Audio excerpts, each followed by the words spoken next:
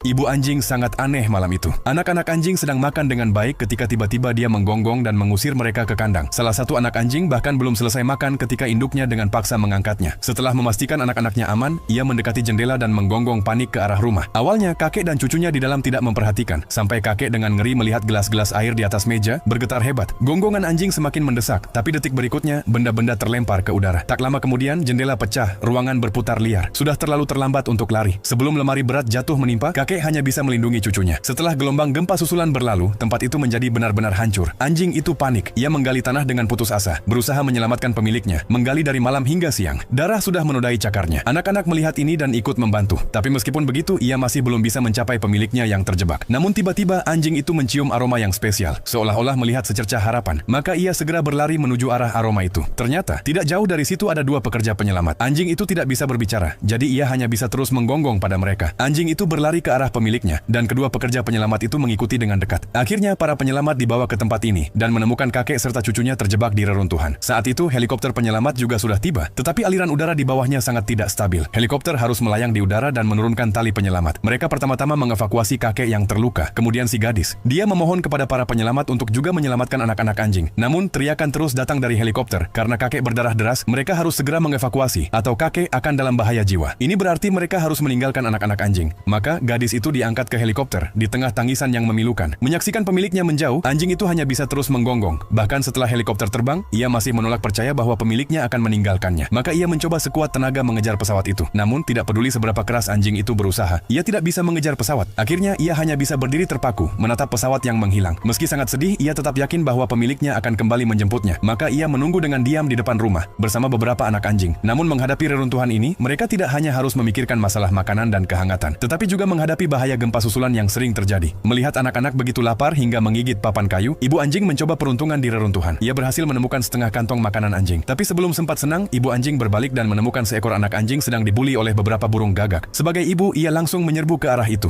Namun saat menghadapi mereka, ia secara tidak sengaja dicakar di wajah oleh seekor gagak, mengeluarkan darah. Namun dengan hati seorang ibu yang protektif, ia sama sekali tidak mundur. Burung-burung gagak akhirnya berhasil diusir. Untuk mengisi perut anak-anaknya sebanyak mungkin, ibu anjing yang lapar memberikan semua makanan anjing itu kepada mereka. Namun jumlah makanan anjing yang sedikit ini jauh dari cukup untuk anak-anak yang sedang tumbuh. Lebih buruk lagi, hujan turun dengan deras malam itu. Karena tidak ada tempat tinggal, mereka hanya bisa bersembunyi di bawah reruntuhan, menggigil kedinginan. Ibu anjing sangat sadar bahwa mereka tidak bisa hanya menunggu pemilik mereka menemukan mereka. Maka ia memutuskan untuk mengambil inisiatif dan pergi mencari pemiliknya. Ibu anjing mengambil bola mainan yang diberikan pemiliknya dan berangkat bersama anak-anaknya. Namun jelas bahwa ia telah meremehkan kesulitan perjalanan ini untuk menemukan pemiliknya.